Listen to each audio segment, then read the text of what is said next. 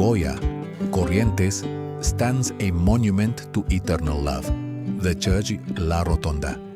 Its circular shape, unique in Argentina, holds a story of passion and sacrifice.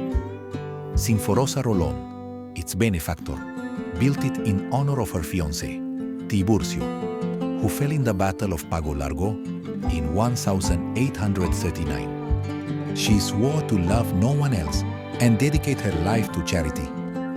Inspired by European temples, each material was brought from Italy.